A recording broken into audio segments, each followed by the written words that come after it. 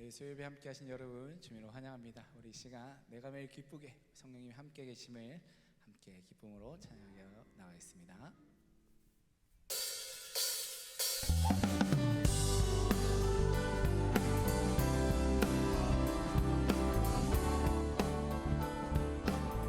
내가 매일 기쁘게 순례의 길 행함이 주의 팔이 나는 안보함이요 내가 주의 큰 복을 받는 참된 비결은 주의 영이 함께함이라 성령이 계시네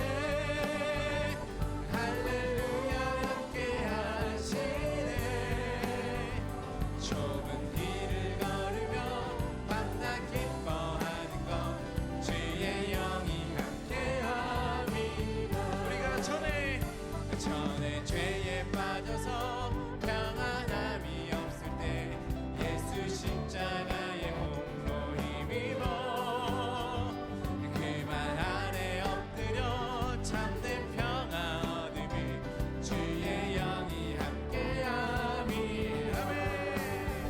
성령이 계시네 할렐루야 함께하시네 길을 걸으며 만나 기뻐하는 것 주의 영이 함께야 사절로 할까요? 세상 모든 욕심과 나의 모든 정욕이 십자가에 이미 못을 박았네 어두운 밤이 지나고 무거운 짐 주의 영이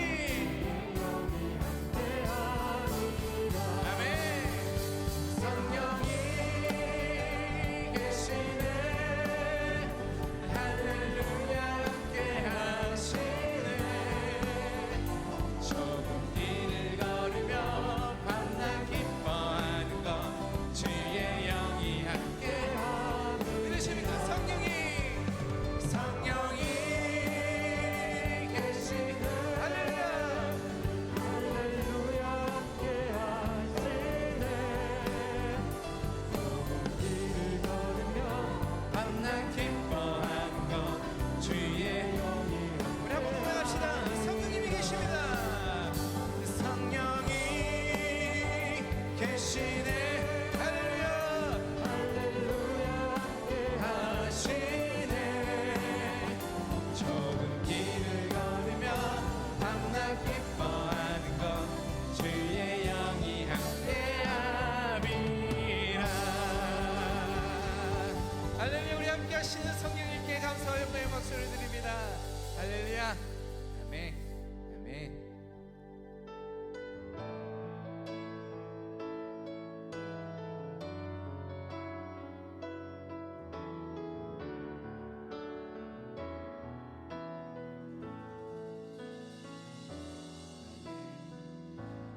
나의 기도하는 것보다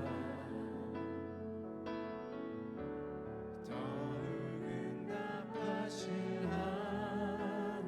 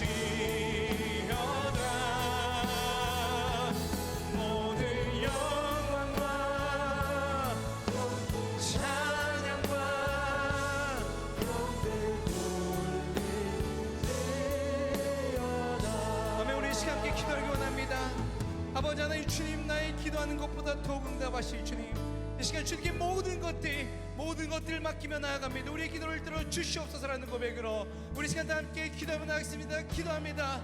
아버지 하나님 감사를 드립니다. 아버지 하나님 주님, 아버지 우리 기도하는 것보다 더욱더 응답하실, 나의 생각보다 더욱더 이루실 그 주님, 주님의 이름에 영광을 올려드립니다. 모든 찬양과 경배를 올려드립니다. 아버지 하나님 주를 보게 하여 주시고 주님의 모든 것들을 내려놓고 나가게 하여 주시옵소서. 아버지 하나님 주님, 우리의 모든 것들을 아시는 주님, 주님께 기도하는 우리가 되게 하여 주시고, 아버지 주님의 모든 것들을 맡기는 우리가 되게 하여 주시고, 아버지 하나님 이루시는 그 주님의 능력과 아버지 주님의 그 능력에 아버지 온전한 경배를 돌릴 수 있는 우리가 될 수 있도록 하여 주시옵소서. 주님 아버지 주님께 함께 하심을 믿습니다. 채워주심을 믿습니다. 아버지 주님을 보게 하여 주시고 아버지 주님의 역사하시는 그 역사를 바라보는 우리 모두가 될 수 있도록 채워주시고 함께 하여 주시옵소서.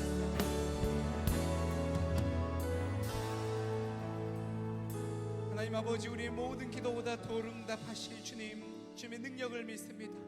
나의 모든 생각보다 더욱더 이루실 주님, 그 주님의 신실함을 믿습니다. 아버지 하나님 주님께 모든 것 내어 맡기고 간절히 구하는 기도하는 우리 모두가 되게 하여 주시옵소서. 감사함을 드립니다. 예수님의 이름으로 간절히 기도드립니다. 아멘.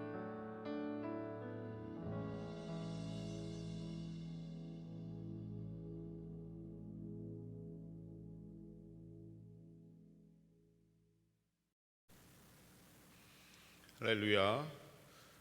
6월의 첫 번 수요일입니다. 오늘도 하나님께서 우리에게 주신 이 말씀을 통해서 저와 여러분 모두가 하나님의 은혜를 체험하는 귀한 시간이 되기를 소원합니다. 오늘 우리에게 주시는 하나님의 말씀을 함께 보겠습니다. 에베소서 3장입니다. 에베소서 3장 14절에서 21절까지의 말씀을 함께 보도록 하겠습니다. 에베소서 3장 14절에서 21절, 저와 함께 한 목소리로 같이 읽어주시기 바랍니다. 이러므로 내가 하늘과 땅에 있는 각 족속에게 이름을 주신 아버지 앞에 무릎을 꿇고 비노니, 그의 영광의 풍성함을 따라 그의 성령으로 말미암아 너희 속사람을 능력으로 강건하게 하시오며, 믿음으로 말미암아 그리스도께서 너희 마음에 계시게 하시옵고, 너희가 사랑 가운데 뿌리가 박히고 터가 굳어져서 능히 모든 성도와 함께 지식에 넘치는 그리스도의 사랑을 알고 그 너비와 길이와 높이와 깊이가 어떠함을 깨달아 하나님의 모든 충만하신 것으로 너희에게 충만하게 하시기를 구하노라. 우리 가운데서 역사하시는 능력대로 우리가 구하거나 생각하는 모든 것에 더 넘치도록 능히 하실 이에게 교회 안에서와 그리스도 예수 안에서 영광이 대대로 영원 무궁하기를 원하노라. 아멘. 에베소서 말씀에는 바울의 기도가 두 편이 나옵니다. 첫 번째 바울의 기도는 에베소서 1장에서 우리가 이미 살펴본 바와 같이 하나님이 주신 신령한 복을 깨달을 수 있도록 마음의 눈을 열어달라고 에베소 교회의 성도들을 향해서 사도 바울이 기도를 했습니다. 그리고 오늘 3장에서 또 한 차례 바울의 기도가 나오는데요. 일반적인 바울 서신을 보면 바울의 기도가 등장할 때는 대부분 서신 앞부분에 등장을 하게 되는데, 특별히 에베소서에는 두 번씩이나 바울의 기도가 나온다는 것은 에베소 교회를 향한 바울의 간절한 마음을 엿볼 수 있는 부분이라고 하겠습니다. 오늘 본문은 세 단락으로 나누어지는데 14절과 15절에서는 기도하는 대상, 하나님과 또 기도하는 자세를 우리에게 보여주고 있고요. 또 16절부터 19절에서는 구체적인 기도의 내용, 세 가지로도 요약할 수 있고 네 가지로도 요약할 수 있는데 구체적인 기도의 내용이 나오고 있습니다. 그리고 마지막 20절에서 21절에서는 기도를 이루시는 하나님을 찬양하고 하나님께 영광을 돌리는 모습이 나옵니다. 그럼 먼저 바울이 우리에게 보여준 기도의 자세에 대해서 한번 생각을 해보겠습니다. 14절과 15절 말씀을 읽겠습니다. 이러므로 내가 하늘과 땅에 있는 각 족속에게 이름을 주신 아버지 앞에 무릎을 꿇고 비노니. 여기서 이러므로라는 말은 당연히 앞에 나온 말을 이어받는 말입니다. 앞에서 우리가 살핀 대로 하나님의 비밀인 새로운 인류, 또 인류 구원의 계획이 이방인이나 유대인들이나 차별 없이 성취되어 가고 있다. 예수 그리스도 안에서 우리는 한 가족이 되었다라는 사실을 이야기했습니다. 그래서 내가 이방인인 너희들을 위해서 기도할 수 있게 되었다라는 바울의 고백인 것입니다. 이어서 기도의 대상인 하나님에 대해서 하늘과 땅에 있는 각 족속에게 이름을 주신 아버지라는 표현을 합니다. 여기서 족속이라는 말은요, 한 조상에서 파생된 가족 집단을 의미하는 말입니다. 하나님의 가족이라고 넓은 의미에서 생각할 수 있겠습니다. 그렇다면 하늘에 있는 족속은 누구를 말하는 것일까요? 믿음으로 살다가 지금은 하나님의 곁에 영원히 주님과 함께 살고 있는 믿음의 선배들을 말한다고 볼 수 있습니다. 또 땅에 있는 족속은 구원받고 지금까지 이 땅을 살아가고 있는 저와 여러분들 같은 성도들을 이야기한다고 볼 수 있습니다. 바울은 이런 하나님을 아버지라고 부르고 있습니다. 그리고 무릎을 꿇고 빈다라고 말합니다. 그래서 우리의 기도의 대상은 하나님이시고 기도의 자세는, 바울이 보여준 기도의 자세는 무릎을 꿇고 기도했다는 것이죠. 유대인들은 일반적으로 세 가지 정도의 기도의 자세가 있었는데요, 보통은 서서들 기도를 했습니다. 대표적으로 우리가 누가복음에 보면 바리새인과 세리의 기도를 비교하는 장면이 나오지 않습니까? 거기서 바리새인이 서서 하늘을 우러러보면서 기도했다라고 말씀합니다. 대체적으로 유대인들은 서서 하늘을 우러러보면서 기도를 했다는 것이죠. 또 다른 자세가 있었는데 그것은 엎드려서 기도를 했습니다. 에스라서에 보면 에스라가 하나님 전 앞에서 엎드려 울며 기도하며 죄를 자복했다라고 말씀합니다. 엎드려서도 기도합니다. 어떤 때요? 죄를 통회하고 자복하고 회개할 때 엎드려 기도했습니다.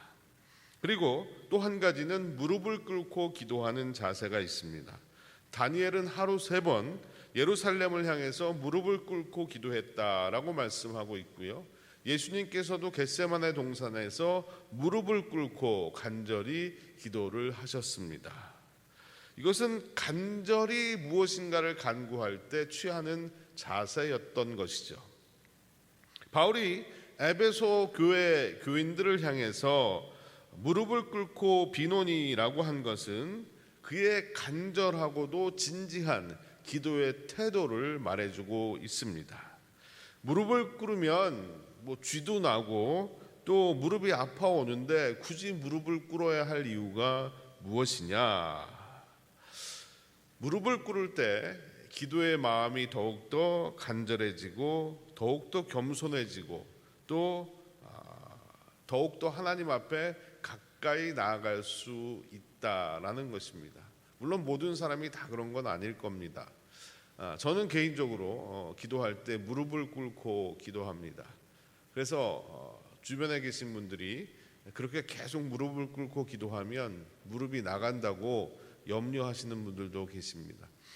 그런데 다른 이유보다도 그냥 이렇게 습관이 되어버렸습니다. 그래서 무릎을 꿇고 기도를 해야 왠지 더 간절하게 기도할 수 있을 것 같고 더욱더 하나님 앞에 가까이 나아갈 수 있을 것 같다는, 또 제 자세가 더 겸손해진다는 그런 저만의 어떤 느낌일 수도 있지만 그것 때문에 저는 무릎을 꿇고 기도를 합니다. 근데 저를 걱정해 주시는 한 분이 어느 날 목사님의 기도 방석입니다. 무릎 조심하세요라고 메모를 적어 놓으시고는 제가 기도하는 자리에 쿠션을 하나 갖다 놓으셨더라고요. 아직도 그분이 누군지는 잘 모르지만 아무튼 감사한 마음으로 잘 쓰고 또 기도하고 있습니다.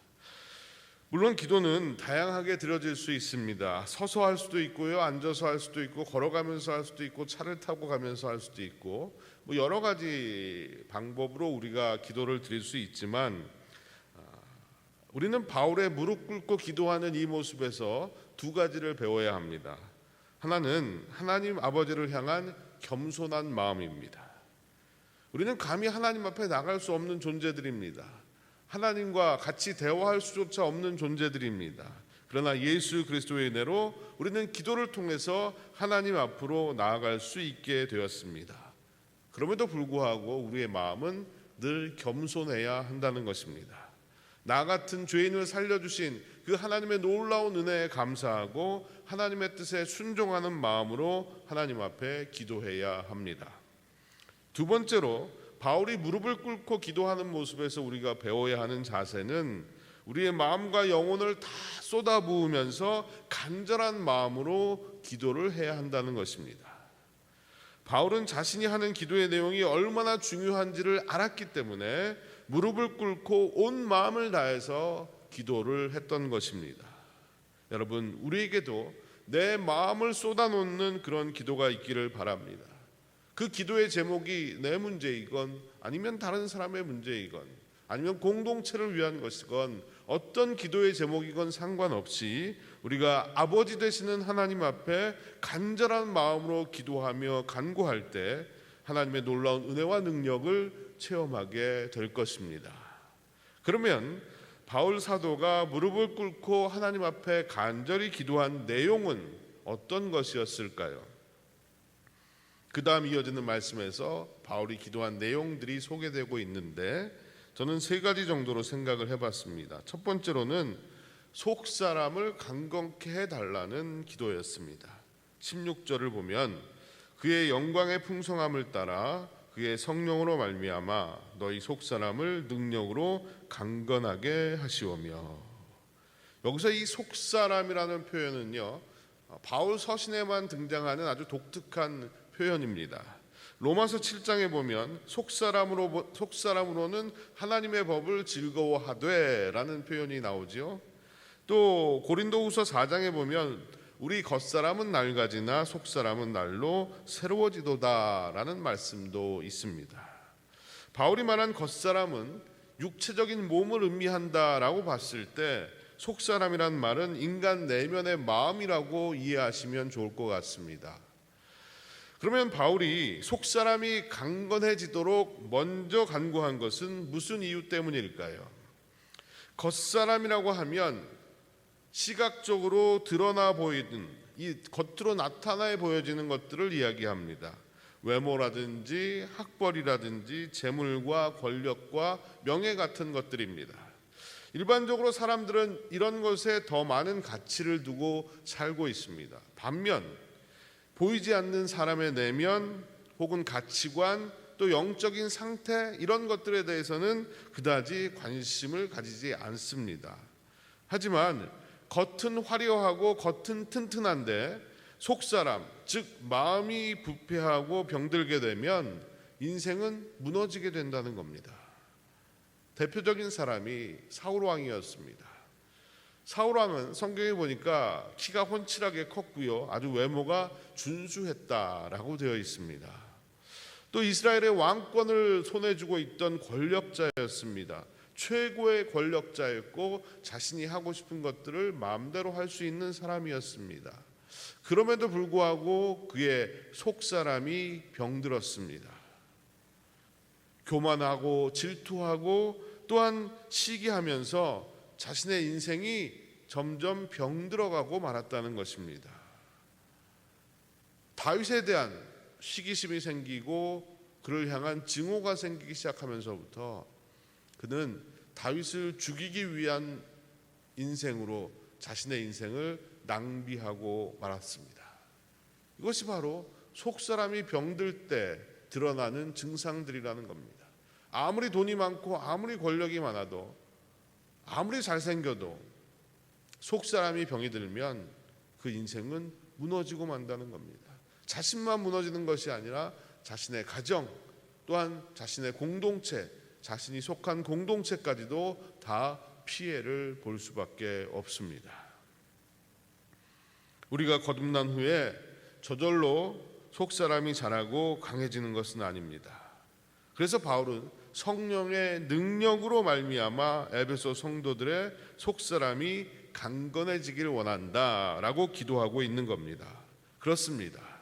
우리도 성령께서 우리에게 능력을 주실 때에 속사람이 새로워지고 굳건하게 설 수가 있습니다. 비록 나이가 들어도 속사람이 날로 새로워지는 사람은요, 인생의 활력과 기쁨을 찾을 수가 있습니다. 속사람이 변화된 사람은 같은 얼굴을 가지고 살지라도 전혀 다른 느낌을 주면서 살아갈 수가 있습니다. 하지만 속사람이 병든 사람은요, 아무리 화장을 하고 얼굴에 많은 것들을 갖다 발라도 감추려고 해도 그 들여진 그늘을 숨길 수가 없고요, 내 마음속에 있는 그 괴로움과 또 온갖 안 좋은 생각들이 다 얼굴로 드러나게 되는 것입니다. 속사람이 건강하지 못한 사람은 끊임없이 남들에게 요구하고 또한 원망합니다. 하지만 비록 이런 병든 속사람을 가지고 있다 할지라도 주님 앞에 나와서 간구하기만 한다면 치유하시는 성령의 능력으로 말미암아 우리 속사람이 새롭게 되고 강건하게 된다는 사실입니다. 여러분, 비록 겉사람은 시간이 흐르면 흐를수록 낡아집니다. 연약해집니다. 흔들릴 수밖에 없습니다. 성령의 능력으로 우리의 속사람을 날로 새롭게 할 수가 있습니다. 여러분, 그렇게 되시기를 기도하시기 바랍니다. 이것이야말로 우리가 드려야 될 기도이고 하나님의 백성으로 이 땅을 지혜롭게 사는 길입니다. 여러분 모두 속사람이 강건한 인생을 사시기를 주님의 이름으로 축원드립니다. 두 번째로 에베소 성도들을 향한 사도 바울의 기도 제목은 17절 전반부에 나오는데, 전반부를 제가 한번 읽어보겠습니다. 믿음으로 말미암아 그리스도께서 너희 마음에 계시게 하시옵고. 바울은 예수 그리스도께서 그 마음에 계시기를 간구하고 있습니다. 이것은 불신자들에게 예수님을 믿으라는 그런 말이 아닙니다. 에베소 성도들을 위해서 드린 기도입니다. 그렇다면 이 기도는 무슨 뜻일까요? 성도들은 다 예수님을 믿는 자들입니다. 예수님을 한번 영접하면 예수님이 우리 마음에 거하게 되십니다. 그런데 왜 바울은 에베소 성도들을 향해서 기도하면서 그리스도께서 너희 마음에 계시게 해달라라고 기도를 했을까요? 우리가 아는 대로 예수님을 영접하는 순간 예수님은 우리 마음속에 들어와 계십니다. 그런데 예수님이 우리의 마음의 집에 거하게 되시는데 모두 다 똑같은 모습으로 계시는 건 아니더라는 거죠. 예를 들어서 어떤 사람의 마음의 집에는 예수님이 문 앞에 그냥 서 계십니다. 굉장히 부담스러운 모습으로 서 계실 수도 있고요. 또 어떤 사람의 마음의 집에는 아주 방 한 구석에 몰려나셔서 그곳에 자유롭지 못한 모습으로 계실 수도 있어요. 또 어떤 사람의 마음의 집에는 안방에 왕처럼 주인처럼 거하는 그런 경우도 있을 것입니다. 그래서 바울은 예수님을 믿는 자들에게 마음의 보좌에, 내 마음의 중심에 예수님이 편하게 거하시도록, 예수님께서 내 마음을 마음껏 움직이시고 통치하시도록 그렇게 주장해 주시기를 원하는 기도를 하고 있는 겁니다. 그러나 우리의 삶을 통해서 볼 때 우리가 교회를 떠나고 가정이나 일터로 돌아가게 되면 그리스도는 온데간데 없어지고 온갖 죄악의 모습들이 나를 지배하고 있다는 사실을 느끼게 됩니다. 그런 이유는 주님이 내 마음 중심에 계시지 않기 때문일 것입니다. 그러기에 이제 우리는 주님께서 나의 경제생활, 가정생활, 자녀교육, 또 부부관계 모든 영역에 나와 함께 하시고 나를 주관하시기를 기도해야 한다는 것입니다. 주님이 내 마음을 다스리실 때 비로소 내 마음에서 천국을 경험하게 되는 겁니다. 주님이 우리의 가정을 다스리실 때 우리의 가정이 곧 천국이 되는 것입니다. 주님께서 우리 부부관계를 다스려 주실 때 우리 부부가 천국을 경험하면서 살아갈 수가 있는 것입니다. 그래서 누구의 탓이 아니라 주님이 내 마음 가운데 좌정하시고 중심에 계셔서 나를 다스리고 움직이시는 것이 우리 인생에는 너무나도 중요한 것입니다. 만약 우리가 주님을 우리의 마음 구석에 몰아넣는다면, 그분의 통치를 외면하고 산다면, 또 내 마음대로 살아간다면 우리는 비참한 지경에 빠질 수밖에 없습니다. 여러분, 믿음으로 간구하시기 바랍니다. 주님이 내 마음에 좌정하시고 내 마음을 통치하시고 다스리실 수 있도록, 그래서 작게는 오늘 하루, 많게는 내 평생 다 가도록 주님이 내 마음속에 역사하시고 통치하시기를 기도할 때 우리의 인생이 진정한 복된 인생이 될 줄로 믿습니다. 바울의 세 번째 간절한 기도는 에베소 성도들이 그리스도의 사랑을 깨닫게 해달라라는 것이었습니다. 18절 말씀을 보겠습니다. 능히 모든 성도와 함께 지식에 넘치는 그리스도의 사랑을 알고 라고 말합니다. 또 19절을 보니까 그 너비와 길이와 높이와 깊이가 어떠함을 깨달아 라고 기도합니다. 지식에 넘치는 그리스도의 사랑이란 지식을 초월하는 그리스도의 사랑을 말하는 겁니다. 여러분, 그리스도의 사랑이란 것은 너무나도 크고 놀라워서 인간의 생각과 인간의 지식으로는 이해할 수 없는 것들입니다. 그래서 바울은 에베소 성도들이 지식을 뛰어넘는, 지식을 초월하는 그리스도의 사랑의 넓이와 길이와 높이와 깊이를 깨닫도록 간구하고 있는 것입니다. 여러분, 우리가 자주 부르는 찬송가 중에 그 크신 하나님의 사랑이라는 찬송가 잘 아실 겁니다. 저는 참 이 찬양을 좋아하는데요, 제이어스라는 젊은 찬양팀이 부른 찬양이 유튜브에 있더라고요. 근데 이 찬양을 어느 날 듣는데 제 마음에 큰 감동이 오는 겁니다. 제가 고요히 이 찬송을 듣고 있는데 정말로 하나님의 사랑이 제 마음을 감싸는 것을 느꼈습니다. 오늘 여러분께 좀 한번 들려드리고 싶은데요, 잠시 한번 이 찬양을 우리가 들은 후에 말씀을 이어가도록 하겠습니다. 여러분, 한번 하나님의 사랑을 생각하시면서 이 말씀을 고요히 들어보시길 바랍니다. 이 찬송을 고요히 들어보시기를 바랍니다. 그 크신 하나님의 사랑 말로 다 형용 못하네. 저 높고 높은 별을 넘어 이 낮고 낮은 땅 위에 죄범한 영혼 구하려 그 아들 보내사 화목제로 삼으시고 죄 용서하셨네.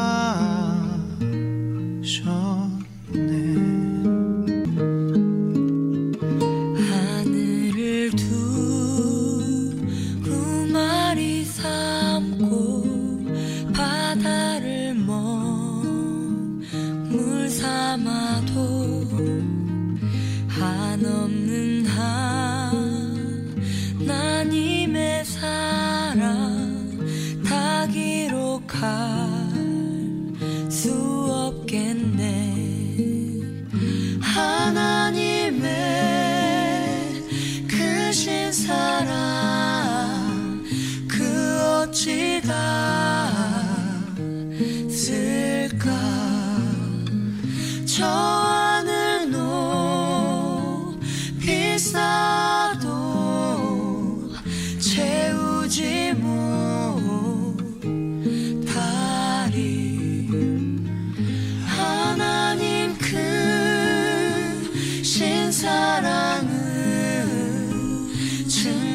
누가 못하네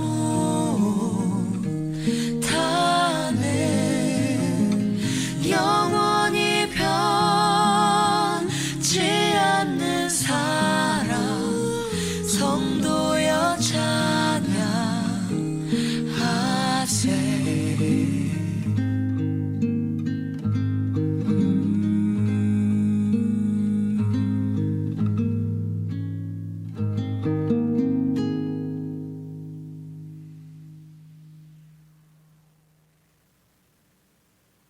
그렇습니다. 하나님의 사랑은요, 하늘을 두루마리 삼고 바다를 먹물 삼아도 다 기록할 수 없는 바로 그러한 사랑입니다. 우리의 생각과 우리의 상상을 초월하는 그 놀라운 하나님의 사랑을 받은 자들이 바로 저와 여러분들입니다.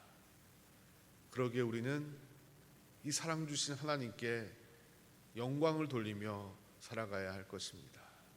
어떻게 우리가 하나님께 영광을 돌리며 살 수 있겠습니까? 그것은 바로 내가 받은 그 사랑을 또 다른 사람들에게 전하고 나타내며 살아갈 때 우리는 내게 사랑을 주신 그 하나님 이름에 영광을 돌리며 살아가는 것입니다. 내가 입술로 아무리 떠들어도 소용이 없고 내 삶으로 그 사랑을 나타낼 때 비로소 우리 하나님이 영광을 받게 되십니다. 헤르만 헤세의 소설 중에 보면 어거스터스라는 주인공이 등장을 하는데요. 이 사람이 태어나자마자 한 노인이 나타났는데 어머니에게 아이를 향한 소원이 뭐냐고 물어보았습니다. 그랬더니 이 어머니가 내 아들이 정말 사랑받는 사람이 되었으면 좋겠다라는 생각에 모든 사람에게 사랑받는 자가 되게 해달라고 소원을 이야기했습니다. 근데 정말 그 소원대로 아이가 자라면서 많은 사람들에게 사랑을 받게 되었습니다. 하지만 모든 사람에게 사랑을 받다 보니 이 사람이 교만해지기 시작했고요. 정말로 말년은 그 교만으로 인해서 비참해지고 말았습니다. 그런데 그 노인이 또 이 사람에게 나타나서 무엇을 해주길 원하냐라고 소원을 말해보라고 또 얘기하는 겁니다. 이때 어거스터스는 주저없이 이런 말을 했다고 합니다. 사랑을 받는 사람이 아니라 모든 사람에게 사랑을 주는 사람이 되게 해달라고. 여러분, 사랑을 받는 것보다 사랑을 주는 것이 더 중요합니다. 우리는 그리스도를 통해서 사랑을 받았고 사랑을 배웠습니다. 그래서 이제는 그 사랑을 나누고 또 그 사랑을 전하면서 살아야 할 것입니다. 그걸 위해서 기도하는 저와 여러분이 되었으면 좋겠습니다. 바울은 마지막으로 20절과 21절에서 하나님의 영광을 찬송하고 있습니다. 제가 한번 읽어보겠습니다. 우리 가운데서 역사하시는 능력대로 우리가 구하거나 생각하는 모든 것에 더 넘치도록 능히 하실 이에게 교회 안에서와 그리스도 예수 안에서 영광이 대대로 영원 무궁하기를 원하노라. 아멘. 정말 아멘입니다. 우리가 하나님 앞에 나아가 기도할 때 하나님께서는 우리의 기도와 간구나 또 우리가 생각하는 것과 비교할 수 없는 놀라운 것으로 우리를 채워 역사해 주십니다. 이런 하나님을 어찌 찬양하지 않을 수가 있겠습니까? 이사야의 말씀에 이런 말씀이 나오지 않습니까? 이는 내 생각이 너희의 생각과 다르며 내 길이 너희의 길과 다름이니라. 여호와의 말씀이니라. 이는 하늘이 땅보다 높음같이 내 길은 너희의 길보다 높으며 내 생각은 너희의 생각보다 높음이니라. 우리와 비교할 수 없는 그 하나님, 모든 것을 초월하시는 그 하나님, 그 하나님의 영광과 그 하나님의 은혜가 우리에게 임했습니다. 우리가 기도할 때에 하나님께서 우리가 사랑받은 자로서 또 어떻게 사랑하며 살아가야 될 것인지를 깨닫게 하실 것이고, 우리가 사랑하며 살아갈 때 하나님이 영광을 받으시게 될 것입니다. 여러분, 나를 통해서 하나님이 영광 받으시기를 간구하시길 바랍니다. 나를 사용하셔서 하나님이 영광 받으시기를 간구하시기 바랍니다. 그때 비로소 우리는 하나님의 영광의 도구로 쓰임 받게 될 것입니다. 오늘도 우리의 기도를 통해, 우리의 삶을 통해서 하나님께 영광을 돌리는 저와 여러분이 되기를 간절히 축원합니다. 기도하겠습니다. 사랑과 은혜의 주님, 감사합니다. 이번 한 주도 주님의 은혜 안에 살아감을 고백합니다. 하나님, 저희들 늘 주님 앞에 겸손히 무릎 꿇고 기도하는 자들이 되게 하여 주시옵시고, 하나님, 우리가 늘 속사람이 강건해지게 하여 주시옵시며, 하나님의 그 사랑의 놀라운 비밀을 깨닫게 하여 주시옵시며, 늘 주의 은혜 안에 살아가는 우리가 되게 하셔서 하루하루 하나님께 영광이 되는 삶을 살게 하여 주시옵소서. 아버지 하나님, 우리의 겉모습을 보면 참으로 부족하기 짝이 없지만 하나님께서 나를 구원하시고 새 생명 주신 그 은혜를 늘 기억하게 하여 주시옵시고, 나의 입술과 나의 삶을 통해 아버지 하나님께 영광을 돌리는 삶을 살기를 소원합니다. 늘 이 간구와 기도의 제목을 주님 앞에 드림으로 하나님의 영광의 도구로 쓰임받는 귀한 빈내리의 성도들이 되게 하여 주시옵소서. 감사드리며 예수님의 이름으로 기도드리옵나이다. 아멘. 축도하겠습니다. 지금은 우리 구주 예수 그리스도의 한량없는 은혜와 아버지 하나님의 놀라우신 사랑과 성령님의 감화감동 교통하심이 오늘도 주님의 영광의 도구로 이 땅을 살아가기를 소원합니다. 주님, 우리를 강건하게 하시고 우리에게 주신 그 놀라운 사랑을 깨닫게 하시며 그 사랑을 실천하며 살게 하여 주시옵소서. 기도하며 주님을 예배한 빈내리의 모든 성도들 위해, 그들의 가정과 일터와 주님의 교회 위에 영원토록 함께 하시옵기만을 간절히 축원하옵나이다. 아멘.